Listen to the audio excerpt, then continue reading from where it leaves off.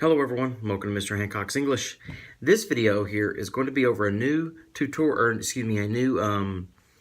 content module I have in the content tab for Comp 2, and it's called COTO Library and Database. This is going to be kind of, I want to say, quicker video in parts. I'm going to kind of go through all three of these handouts really fast, but this right here is going to give you all the information. This module will give you all the information you'll need to be able to access the library online, especially for online students, but also the databases, okay? So the first one is the library tutorial info sheet that tells you how to get in, especially off campus. A lot of people will have problems getting into the databases and the card catalog and everything like that online if they're off campus because they don't know they got to log in or they put the wrong information in to log in. So really pay attention to that handout. The other one is for database access instructions, how to get in, what to do, how to use them. This will give you a lot of good information. And then the Bloom's literature database tutorial is really good, because that's probably the database you'll use. Because understand, the library isn't just one database. The library subscribes to multiple databases. So think of it like companies, certain companies that give these services. And Bloom's is one of them. When you go into Bloom's, there'll be so many journals, academic journals inside that particular database. You can go to EBSCOhost, you can go to Academic Search Premier. There's so many different kinds. And there's some schools subscribe to, some don't, but it costs thousands and thousands of dollars. So please use this. I mean, you have to for class, but for all your classes beyond this is great research. You'll be required to do this for all your classes pretty much when the further you go in your college career. So knowing where to go is really helpful.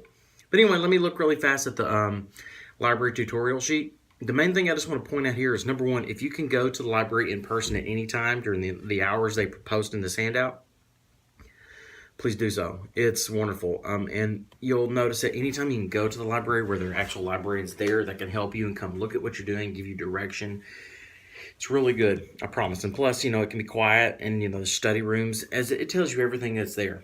So please take advantage of that. The library is a wonderful place. You'll end up spending a lot of time in a library whenever you can. Also, the second thing that's most important here is how to access the databases, how to log in, look for ebooks and journals and everything like that if you're not on campus. If you're on campus, you can just go to a computer and log in and it's there. But if you're off campus, you cannot access it because it costs thousands and thousands of dollars. We want to make sure the people who have actually paid, which is you, can actually get in. You're the only one that can get in. So you have to be able to log in with the information that's provided here. So make sure you get that right. Other than that, that's that handout there. It gives a lot of other good information, especially the office hours. But anyway, with that being said, let's take a look now at the database access instructions. Okay, so this right here, this is color-coded. That's screenshots. It shows you everything you need. Follow this, okay? And the first thing you'll see when you go in, it'll say databases on campus or off campus over on the left, okay? You have to make sure you select the right one, because if you click on campus and you're off campus, you're not going to be able to access this stuff.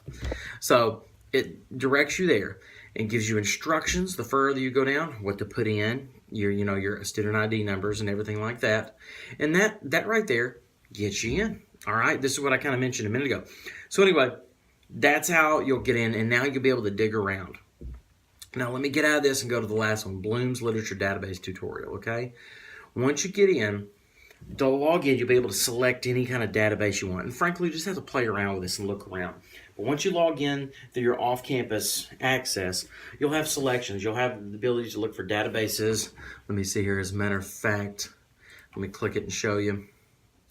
You'll go in and you can click on databases on campus or off campus, and notice it'll give you all of these databases A to Z depending on your area that you're looking into: history, science, social sciences, literature. And the literature is where we want to look. You'll notice it'll say Bloom's Literary Reference Online.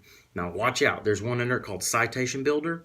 I'll give you a heads up on all that stuff later. Stay away from people who are giving you citations already built, because I promise you, they'll mess you up. They're wrong in some capacity. And not to mention, it's going to take you just as much time to go double check it than it would be for you to just use your book or use the OWL to get it in the right place in the first place. So anyway, we're going to click into Bloom's Literary Reference. Now, I'm looking around for there it is. Okay, so in this tutorial handout that I have here, it tells you what it looks like once you get in, what it gives you, what to look for, everything of that sort, okay? Even on the searching basics, what to look for particularly. Advanced search is always the good one because you can really limit what you're looking for, or else you're going to get thousands of hits, and you're not going to go through thousands and thousands of articles and all that stuff. You can browse by author. Just look at this handout. I'm not going to read the whole thing to you, okay? But this tells you what it shows you what it looks like, tells you what you can click and how to do it, okay?